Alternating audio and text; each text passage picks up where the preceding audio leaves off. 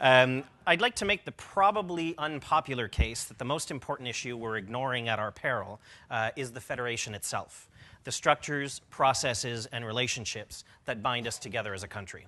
Since the near-death experience of 1995, our political leaders and scholars have moved away from any formal discussion about the Federation in favor of, quotes, real priorities.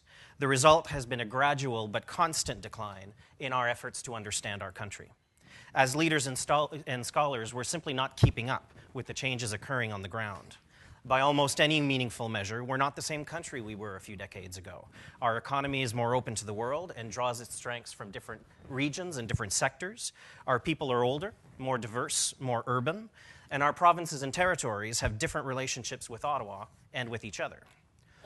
All the while, many of our fundamental challenges remain the same. A founding partner in Confederation has yet to sign on to our country's basic law. We continue to struggle with balancing the aspirations of our regions, and reconciliation with Indigenous peoples remains unresolved. We should seize the opportunity, my view, to better understand the federal ties that bind and take a fresh look at our approach to solving pan-Canadian problems.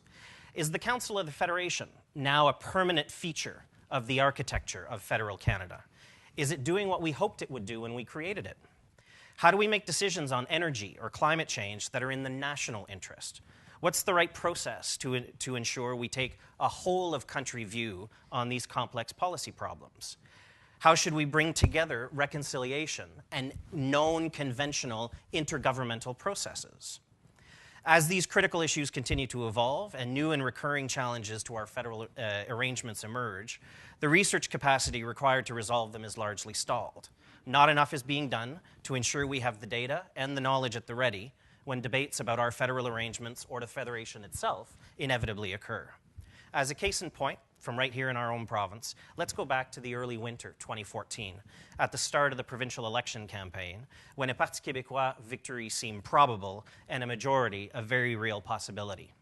In an instant, officials and researchers went from neutral to overdrive. Where are the economic impact analyses? Where's the public opinion surveys? Where are the position papers? Of course, when the results ended up turning out to be what they were, instead of seizing the opportunity to conduct the work that was missing, we gave each other a big high five for having dodged the bullet, and we put the file right back in the drawer. An ill-advised fist pump in the middle of the campaign bought us some time, but the truth is we're no farther along today in terms of understanding the new dynamics of our federal arrangements than we were at the start of the election. Earlier this year, when the Quebec government released its position paper, Politique d'affirmation du Québec et de relations canadiennes, it was met in the rest of Canada with a big yawn.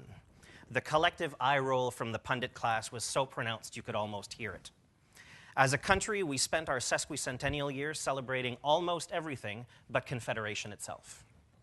I use Quebec examples because it's our home province, but as Rona so eloquently described in her talk during the lunch hour, we have to take a whole-of-country view on these questions, and we can't consider these arrangements strictly through the Quebec lens. Our country's changed, and how we think about the Federation should change as a result. I understand this is not a topic that will win you elections. It is very risky for political leaders. But the answer can't be, therefore, let's not try. In anticipation of the day where we can have the public conversation, I would urge the policy community, all of us, to run ahead and lay the groundwork and do the the heavy lifting so that we're prepared for the conversation when we can have it. Conducting the research necessary to fully appreciate and understand the dynamics of modern Canada can't be done overnight, and shouldn't be done in reaction to a specific event or a specific development in our national life. Only a sustained commitment to studying the fundamentals of our federal arrangements will provide the research base required to inform the work and the decisions of our governments.